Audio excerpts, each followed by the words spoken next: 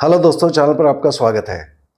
आज के वीडियो में हम ज्योतिष की कुंडली के साथ हस्तरेखा ज्ञान का भी इस्तेमाल करेंगे, क्योंकि दोनों ही चीज़ें मनुष्य की बेहतरी के लिए बनी हैं।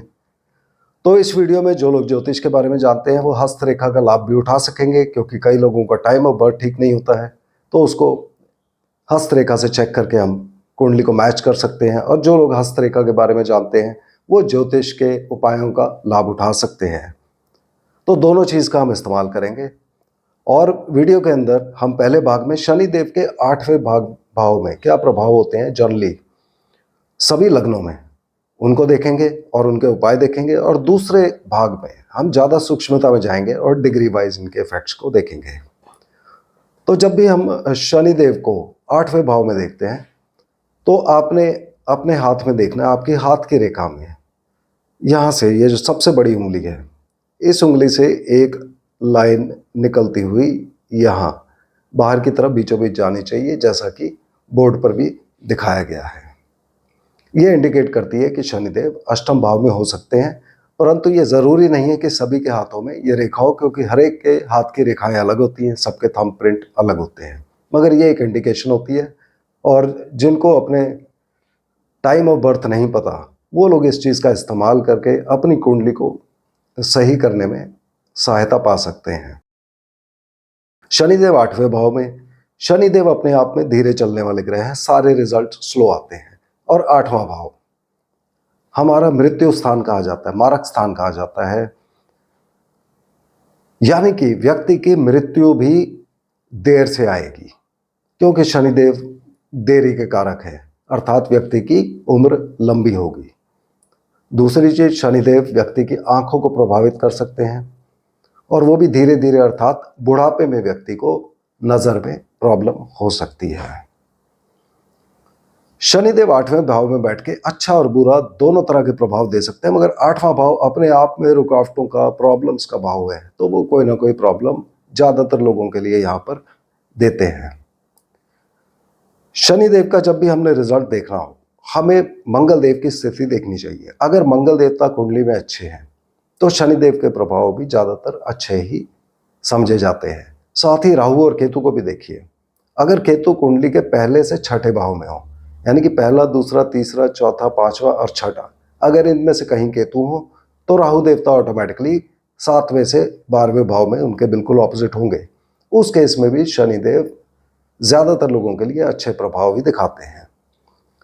शनिदेव यदि कुंडली में 8वें भाव में अकेले बैठे हों तो भी कहा जाता है ये व्यक्ति के अपने ऊपर कोई बुरा असर नहीं देते हैं, मगर ये ज्यादातर केस में होता है, जरूरी नहीं कि ये सभी केस में हो।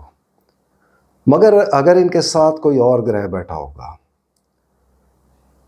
तब ये ज्यादा प्रॉब्लम कर सकते हैं, खास करके अगर इनके साथ सूर्य, मंगल या चंद्रमा बैठे हो तो व्यक्ति को ज्यादा प्रॉब्लम हो सकती है, फाइनेंशियल प्रॉब्लम हो सकती है। और यहां पर शनिदेव का एक और इफेक्ट जो देखा गया है कि जब ये व्यक्ति पैदा होगा, पैदा होने से पहले या एकदम बाद, इनके परिवार में किसी न किसी परिवार के सदस्य की मृत्यु हो सकती है। एक या एक से ज्यादा लोगों की मृत्यु हो सकती है उस समय में। शनिदेव जब भी इधर बैठे हो और 12वां भाव खाली हो, यानी कि कुंडली के 12वें भाव में कोई ग्रह ना हो, तो उस केस में व्यक्ति को ये आर्थिक प्रॉब्लम ज्यादा कर सकते हैं। शनिदेव की स्थिति में व्यक्ति अभिमानी हो जाता है, अहंकारी हो जाता है, और वो अपने आप पे रहने वाला होता है, या उसको अपने आप को वो बहुत पसंद करता है। और साथ में यदि इस व्यक्ति के छाती पर बाल ज्यादा हों तब भी इनको आर्थिक प्रॉब्लम आती है। शनिदेव के 8वें भाव में होने के टाइम यदि व्यक्ति शराब पीना शुरू कर दे, तो यदि शनि अच्छे भी होंगे तब भी उनका प्रभाव खराब होने लग जाता है। तो ये सबसे पहली प्रिकॉशन होती है कि यहां पर ये काम नहीं करना है। शनिदेव को जब हम इस कुंडली के अंदर मेष लगन में देखते हैं तो मेष लगन में ये दो अच्छे भाव के मालिक होते हैं, 10वां और 11वां भाव। 10वां भाव कर्म स्थान, प्रोफेशन, प्रमोशन का घर होता है। 11वां भाव लाभ स्थान, इच्छा पूर्ति का होता है। तो दोनों अच्छे भाव के मालिक होते हैं, मगर बैठे हुए ये खराब जगह पर। और मंगल देवता इनके लग्नेश होते हैं। मंगल और शनि शत्रु माने जाते हैं, परंतु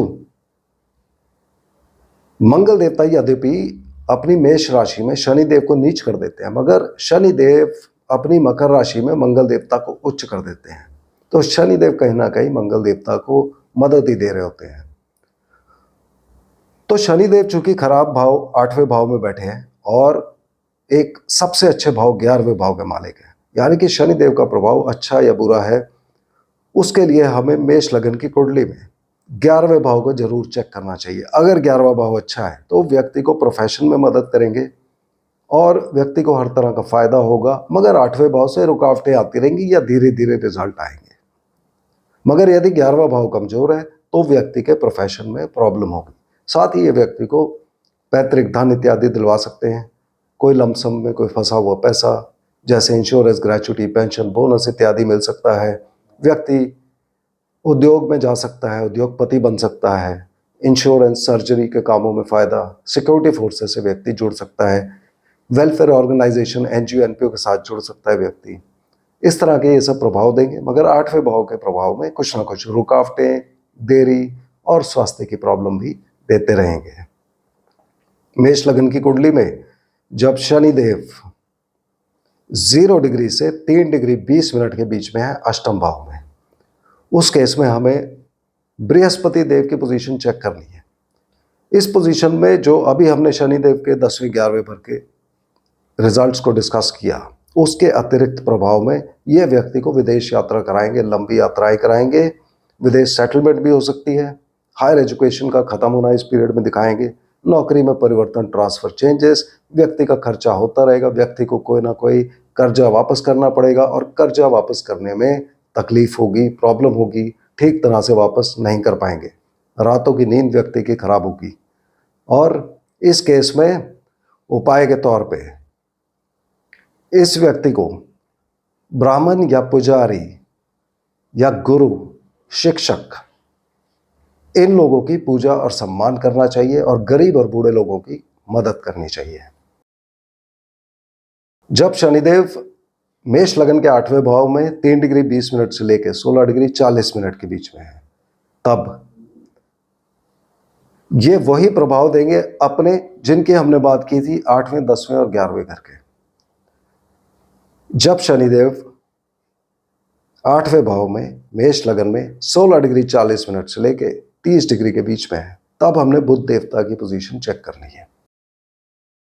यहां पर जो अतिरिक्त प्रभाव आएंगे उसमें ये व्यक्ति को मेहनत कराएंगे, यात्राएं खूब कराएंगे, व्यक्ति को माता और घर से दूर लेके जा सकते हैं और व्यक्ति को संचार माध्यम आईटी में जोड़ देंगे। व्यक्ति इस पीरियड में खूब एप्लीकेशंस लिखेंगे, ईमेल लिखेंगे, इंटरनेट, फेसबुक, यूट्यूब, इंस्टाग्राम पे एक्टिव हो जाएंगे और इन सब चीज़ों से इनकी नौकरी भी जुड़ सकती है।